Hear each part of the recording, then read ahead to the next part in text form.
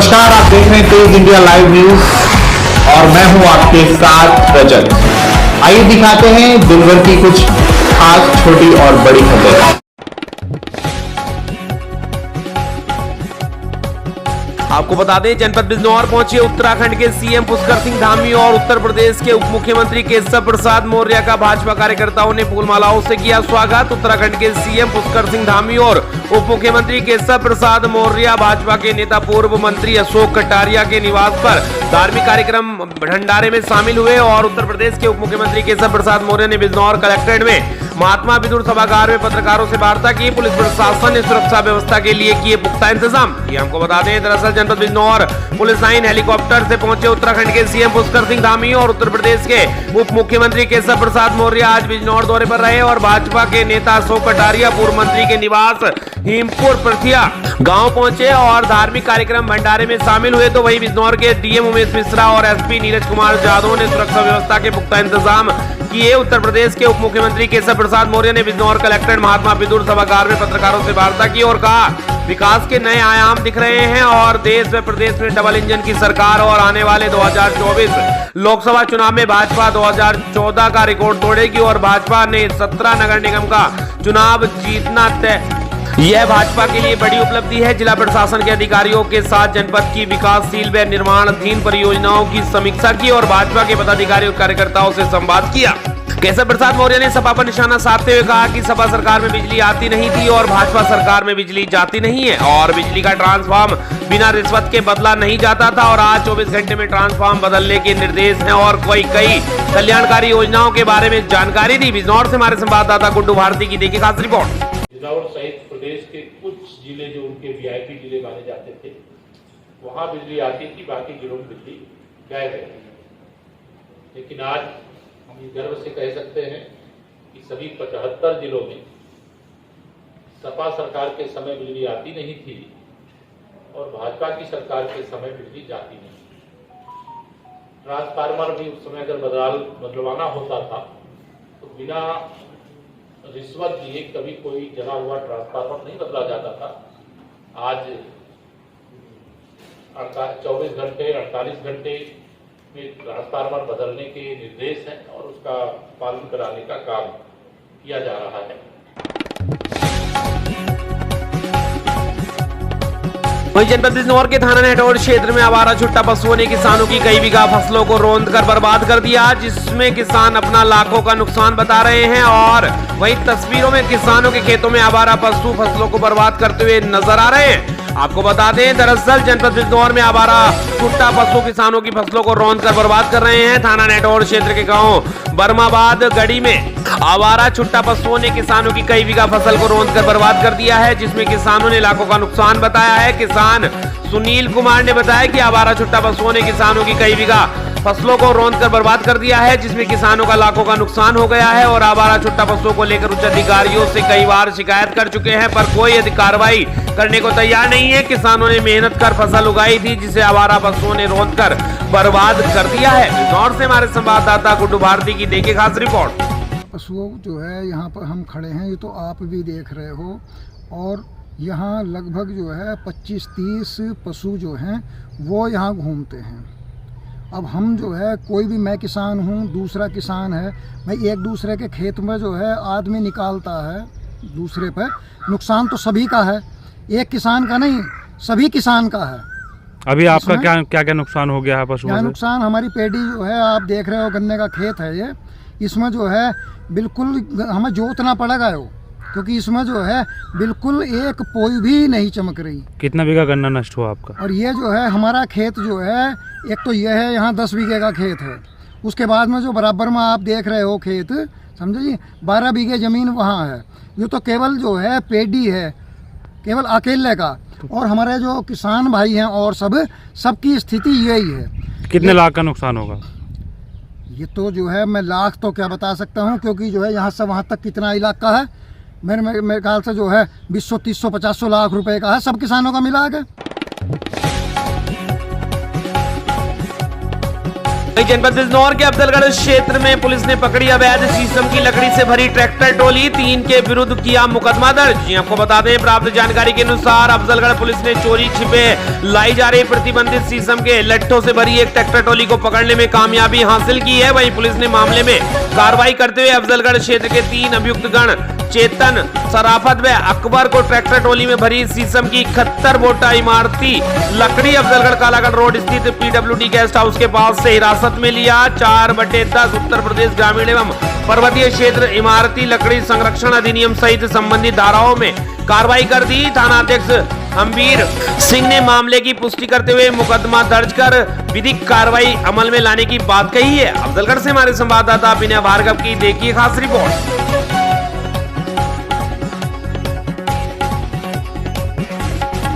वो बता दें, इस वक्त की बड़ी खबर उत्तर प्रदेश के जनपद बुलंदशहर से, जहां पुरानी रंजिश में पारिवारिक भतीजे ने साथियों साथ मिलकर चाचा की हत्या। सोते वक्त सिर पर सरिया और डंडे से किया गया वार, फिर चाकू से की गई हत्या। 4 दिन पूर्व आरोपियों ने मृतक मिंटू की भाभी के साथ भी की थी मारपीट। आपको बता दें, मृतक के भतीजे समेत 3 लोगों ने दिया वारदात को अंजाम।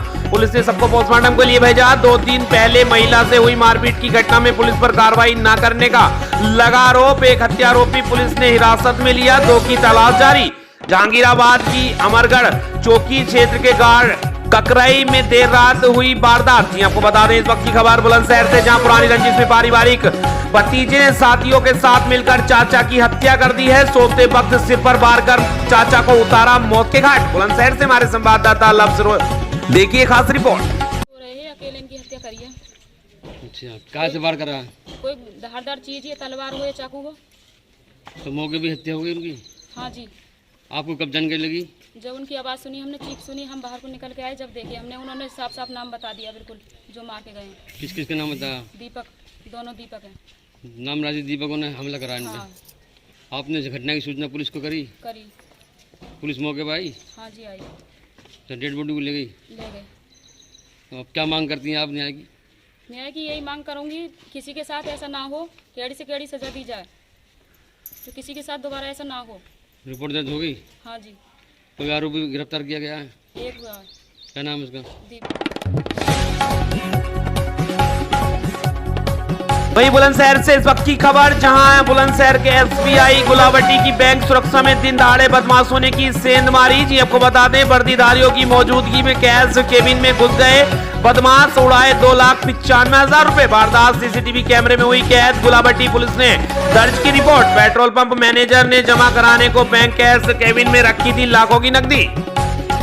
इस वक्त की खबर आपको बता दें, बुलंदशहर से, जहां बुलंदशहर के SBI गुलावटी की बैंक सुरक्षा में दिन दहाड़े बदमाशों ने की सेंध मारी। वर्दीधारियों की मौजूदगी में कैश केबिन में घुसे बदमाश, उड़ाए 2,95,000 रुपए।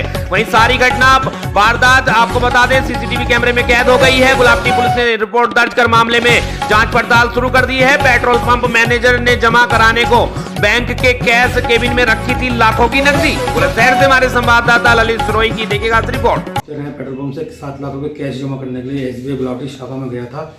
वहाँ मैंने अंदर कैश केबिन के अंदर जाके वहाँ मेज पे पैसे रखे और मैंने उनको कैश को संभालने के लिए दे दिए।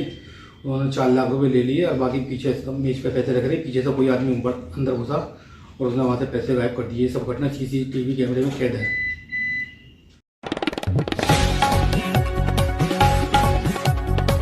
आपको बता दें, इस वक्त की खबर उत्तर प्रदेश के जनपद बरेली के आंवला तहसील क्षेत्र के थाना बिसारजगंज गांव के बलई भगवंतपुर से, जहां कुंवर सेन की 4 वर्ष की बेटी मधु अपने साथियों के साथ लुका छुपी का खेल खेल रही थी। खेलते ही खेलते वह पास में खड़ी कार में जा घुसी। उसके कार में घुसते ही कार के चारों गेट लॉक हो गए, जिसके कारण उसकी दर्दनाक मौत हो गई है। उधर परिवार की बात करें तो जब कुंवर सेन की बेटी काफी समय तक घर नहीं पहुंची तो परिजनों ने उसे तलाश करना शुरू कर दिया। काफी खोज के बाद पास में खड़ी कार को खंगाला गया, जिसमें मधु मृतक अवस्था में मिली, जिसके बाद परिवार में कोहराम मच गया और चीख पुकार मच गई।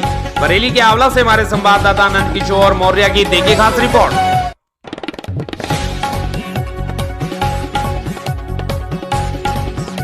तो बता दें वहीं लखीमपुर खीरी जिले में ग्रामीणों द्वारा वन विभाग की कब्जा की गई जमीन को खाली करवाने पहुंची वन विभाग की टीम में स्थानीय बीजेपी विधायक रोमी साहनी आमने सामने आ गए और विधायक रोमी साहनी ने वन विभाग की टीम को जमकर लताड़ लगाई, जिसके बाद वन विभाग को अपनी टीम के साथ बेरंग वापस लौटना पड़ा। दरअसल लखीमपुर खीरी जिले के तराई में मौजूद दुधवा टाइगर रिजर्व के जंगल की जमीन पर काफी वक्त से ग्रामीणों द्वारा कब्जा करने का मामला सामने आ रहा है, जिसको लेकर वन विभाग के आला अधिकारियों के निर्देश पर वन विभाग लगातार जमीन को खाली करवाने का कवायद में जुटा हुआ है। वहीं बृहस्पतिवार को भी दुधवा टाइगर रिजर्व के संपूर्ण नगर वन रेंज निषाद नगर में ग्रामीणों द्वारा वन विभाग की जमीन पर कब्जा करने की जानकारी मिलने पर वन विभाग के आला अधिकारी अपनी फोर्स में बुलडोजर लेकर 7 ग्राम निषाद नगर पहुंचे, जिसमें जानकारी स्थानीय विधायक रोमी साहनी को लगी और वह तुरंत ग्रामीणों के साथ मौके पर पहुंच गए और उन्होंने वन विभाग के अधिकारियों से बातचीत की। वहीं वन विभाग के अधिकारियों का कहना था कि यह जमीन जंगल एरिया में आती है, जबकि ग्रामीणों का कहना था कि वह जमीन पर बरसों से रहकर अपना और अपने परिवार का भरण पोषण कर रहे हैं। अब वन विभाग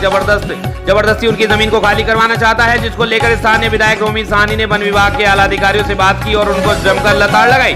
बीजेपी विधायक रोमी साहनी का साफ तौर पर कहना था कि जिस तरीके से गरीब ग्रामीणों को परेशान किया जा रहा है या उनकी और बीजेपी सरकार की छवि धूमिल करने का प्रयास किया जा रहा है, जो वह कभी होने नहीं देंगे। वहीं इस बाबत रोमी साहनी विधायक ने आखिर कैमरे के सामने क्या कहा, आइए सुनते हैं उनकी जवानी हमारी इस खास रिपोर्ट में। लखीमपुर खीरी से हमारे संवाददाता मोहम्मद आजाद हुसैन के साथ। तो गरीबों का के दहशत फैलाना, ये फोर्स ले आना, दहशत वाली नहीं, हम दहशत है सर, ये आप लोगों की दहशत है और कुछ नहीं है। और ये हमारे मुख्यमंत्री जी को आप लोग बदनाम कर रहे हैं, हमारी सरकार को बदनाम कर रहे हैं।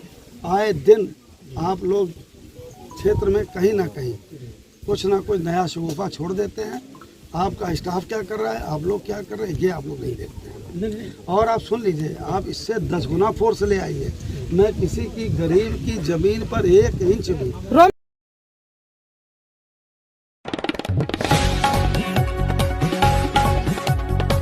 तो बता दें उधर जनपद अयोध्या में व्यापारी नेता से रिश्वत मांगने के मामले में रिकाबगंज चौकी में तैनात सेकंड अफसर को भारी पड़ गया। व्यापारी नेता सुशील जायसवाल ने रिश्वत मांगने का आरोप लगाते हुए चौकी पर ही धरने पर बैठ गए। मामले की सूचना मिलते ही तमाम व्यापारी भी रिकाबगंज चौकी पहुंच गए और धरना दे रहे व्यापारी नेता सुशील जायसवाल के समर्थन में धरने में शामिल हो गए। बताते चले कि न्यायालय में चल रहे एक मामले में व्यापारी नेता सुशील जायसवाल के खिलाफ जमानती वारंट जारी हुआ था, जिसकी तामीला को लेकर व्यापारी नेता सुशील जायसवाल रिकाबगंज चौकी पहुंचे थे, जहां पर रिकाबगंज चौकी में तैनात सेकंड अफसर व एक सिपाही द्वारा खुलेआम रिश्वत की मांग की गई, जिसको लेकर व्यापारी नेता सुशील जायसवाल भड़क उठे। बताते चले कि रिकाबगंज चौकी के बगल ही सीओ सिटी कार्यालय और इसी चौकी क्षेत्र में पुलिस कप्तान मुनिराज का ऑफिस भी है। बावजूद इसके चौकी में तैनात व सिपाही का मनोबल इस कदर बढ़ गया कि व्यापारी नेता से ही रिश्वत की मांग कर डाली। पूरे मामले की लिखित शिकायत व्यापारी नेता द्वारा एसएसपी से की गई है। कुल मिलाकर रिकाबगंज चौकी में व्यापारी नेताओं द्वारा जमकर नारेबाजी की गई और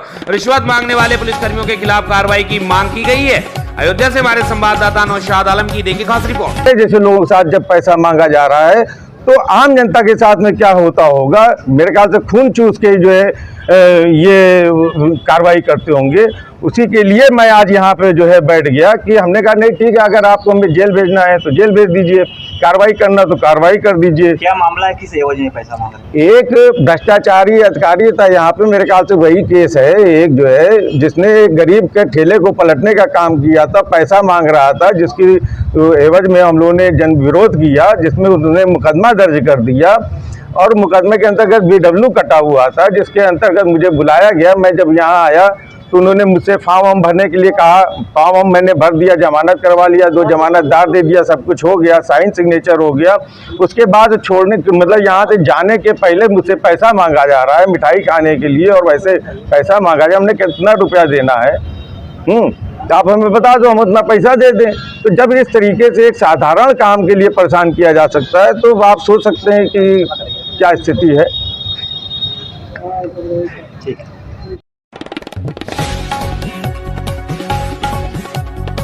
को बता दें अयोध्या स्थित सिद्ध हनुमान बाग वासुदेव घाट में गुरुवार से संगीतमयी श्री राम कथा आवक आगाज कलश यात्रा के साथ शुरू हुआ। श्री राम कथा का रसपान कराने काशी से पधारे अंतर्राष्ट्रीय ख्याति प्राप्त वक्ता श्री विद्या सिद्ध संत ज्योतिष सम्राट पूज्य राघव ऋषि जिनकी अमृतवाणी का लाभ प्राप्त होगा। कथा पूर्व श्री रामचरितमानस व कलश के साथ भव्य शोभा यात्रा कलश यात्रा कथा स्थल से ही अपार जनसमूह के साथ निकाली गई, जिसमें माताएं बहनें नगर के गणमान्य भक्तों द्वारा कलश यात्रा में शामिल होकर अपनी उपस्थिति दर्ज कराई गई। कथा के मुख्य यजमान मुन्नालाल गुप्ता, नीलम गुप्ता सप्तनीक मानस पोथी मस्तक में रखकर निकले। साथ में पूज्य महाराज राघव ऋषि सुसज्जित बग्गी में शोभायमान और सम्मिलित हुए। मोहक भजन की मधुर ध्वनि से गुंजायमान बैंड बाजे के साथ भाव नृत्य करते हुए मंगल कलश यात्रा में भावपूर्वक हर्ष उल्लास से नगर के विधिक स्थानों से आगे बढ़े। विविध स्थानों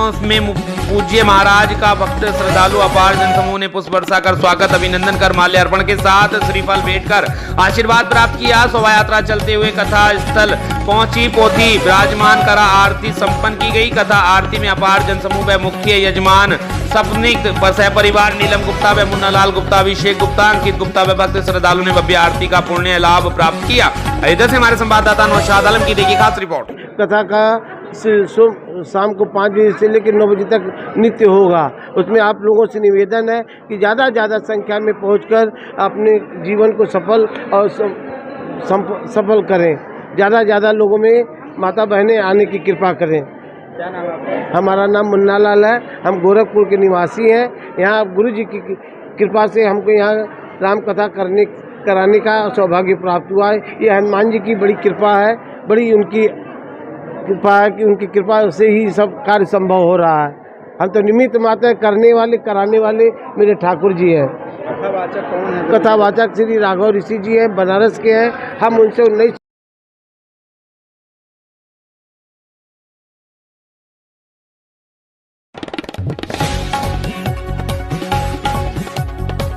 वहीं उत्तर प्रदेश के जनपद झांसी के मोड़ थाना क्षेत्र में एक ही समुदाय के दो पक्षों में जमकर चले ईंट पत्थर, एक कांच की बोतलें भी चली। आपको बता दें इस घटना में दोनों पक्षों की ओर से लगभग आधा दर्जन लोग घायल बताए जा रहे हैं। घटना की सूचना लगते ही जिले के तमाम आला अधिकारी समेत भारी पुलिस बल मौके पर पहुंच गया, घटना की पड़ताल में जुट गया है। दरअसल आपको बता दें पूरा मामला थाना बेकसा मोड़ के मोहल्ला मदारगंज का है, जहां चुनावी रंजिश को लेकर एक ही समुदाय के दो पक्षों में जमकर विवाद हुआ।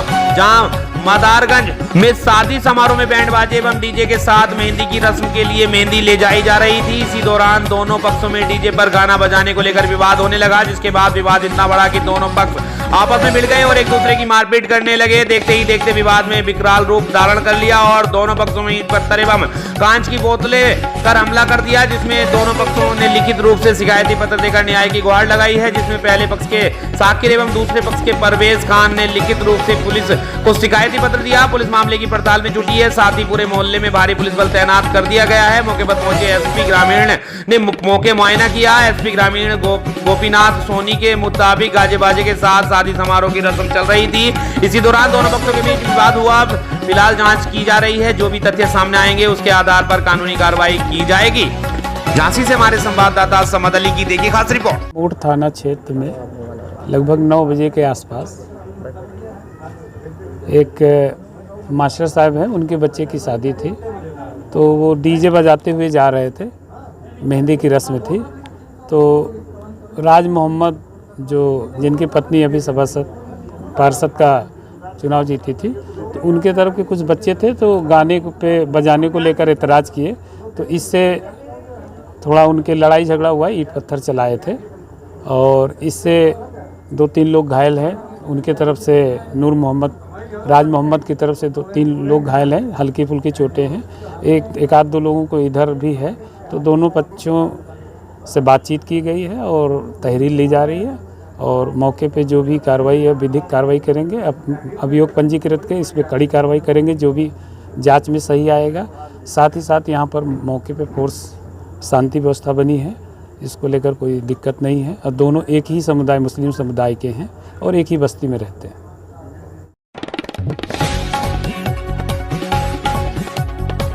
को बता दें इस वक्त की खबर उत्तर प्रदेश के जनपद झांसी से, जहां ट्रैक्टर और मोटरसाइकिल में आमने सामने की जबरदस्त भिड़ंत हुई है, जिसमें बाइक सवार की हालत नाजुक बताई जा रही है, जिसे मेडिकल कॉलेज झांसी रेफर कर दिया गया है। आपको बता दें मोटरसाइकिल सवार व्यक्ति बांगरा से वगैरा गांव की ओर जा रहा था और बाइक पर पत्नी एवं बच्चों को बैठाए हुए था। जैसे ही वह पथराई बांध की ओर पहुंचा तभी सतपुरा तिराहे मोड़ के नजदीक ट्रैक्टर से भिड़ंत हो गई। घायल व्यक्ति कन्हैया लाल पुत्र आसाराम उम्र 30 वर्ष निवासी वगैरा टहरोली बताया गया है। बांगरा एम्बुलेंस से झांसी मेडिकल भेज दिया गया है। घायल की हालत नाजुक बताई गई है, जबकि पत्नी और बच्चे को मामूली चोटें आई है। झांसी से हमारे संवाददाता समद अली की देखिए खास रिपोर्ट।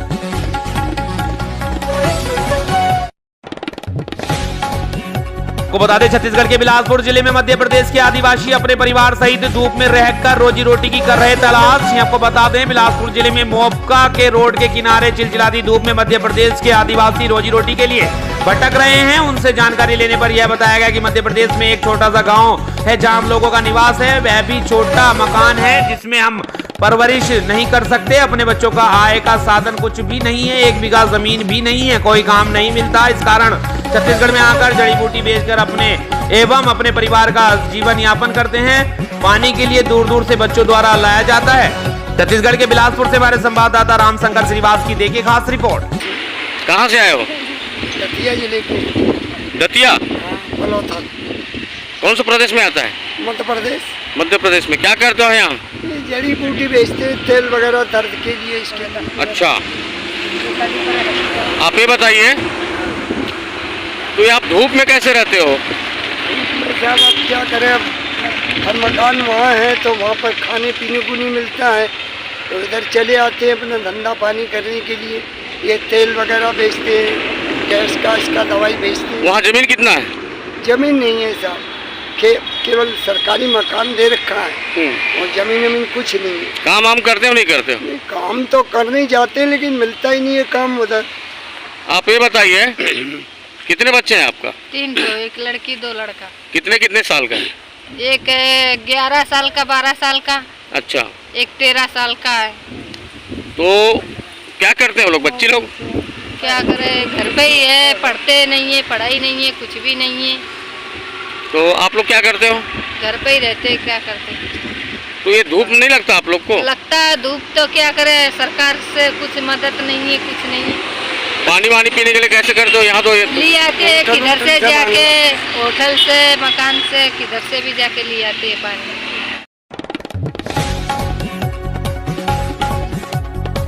को बता दें वहीं छत्तीसगढ़ के बिलासपुर क्षेत्र के रतनपुर के बच्चों का हुआ नेशनल ओलंपिक में चयन। तहसीलदार ने दी बधाई। जी हां, हम बता दें रतनपुर के बच्चों का चयन कुश्ती में ओलंपिक में हुआ है, जिसके लिए रतनपुर तहसीलदार ने दिल से बधाई देते हुए उन्हें जीत कर आने और रतनपुर का नाम रोशन करने की शुभकामनाएं दी। वहीं उनसे बताया कि अभी तक के उन्होंने कई बच्चों को ट्रेनिंग कर आगे बढ़ाया है। रतनपुर के साथ साथ छोटे छोटे गाँव का नाम रोशन किया है। हमारे छत्तीसगढ़ के बच्चे जो छोटे छोटे कस्बे और गाँव से आगे आकर जो तमाम मुश्किलों का सामना करते हुए आगे बढ़ रहे हैं, ऐसे बच्चों के माता पिता एक प्रेरणादायक हैं, जिन्होंने काफी मेहनत करके अपने बच्चों को आगे बढ़ाने में मदद की है।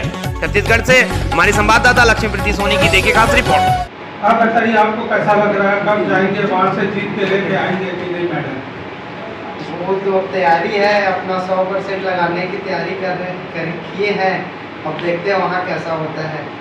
अपने पूरा 100% लगाएंगे, जितना हो सके। मेडल की तैयारी तो है। आपके मम्मी पापा क्या करते हैं? मेरी मम्मी पापा लोग एक शॉप है, वही शॉप। क्या चीज़ का शॉप है? होम हाउस है, घर पे काम करते हैं और पापा काम करते हैं, घर पे दुकान है। अच्छा, और कितने समय से आप ट्रेनिंग ले रहे हो? अभी 4 साल हो गया। 4 साल से हो ले रहे हो। 4 साल में आप दिल्ली पहुँच गए। एक बार और आ चुका हूँ, ये दूसरा नेशनल है। पहला मेरा चंडीगढ़ पे था, ये दूसरा है नेशनल दिल्ली पे। तो वहाँ चंडीगढ़ गए थे तो कैसा रैंक आया था आपका? वो वहाँ बस कुछ नहीं हुआ, पहले ही राउंड पे बाहर हो गया। तो उस टाइम पहला था तो उतना नॉलेज भी नहीं था। अच्छा भैया, इनके हाँ, चलिए आप बताइए। मेरे को भी बहुत खुशी हो रही है जाने नेशनल टीम के लिए। पहले तो खेलने भी नहीं जानती थी, बस सर लोग फोर्स किए तो जा गई, तो अच्छे से खेली, तो अच्छा फर्स्ट मेडल आई थी और नेशनल के लिए यही तैयारी है। आपके मम्मी पापा क्या करते हैं? मेरे मम्मी पापा पढ़ते रहते हैं वहीं जाते। यहीं रतनपुर पे? हाँ। अच्छा, कितने साल से आप अभ्यास कर रही हैं? यही 12वीं क्लास। तो आपको टाइम मिल जाता है अभ्यास का? हाँ, मिल जाता। कोई रोक टोक घर से नहीं है? नहीं, कोई रोक टोक नहीं। चलिए नाम बता दें।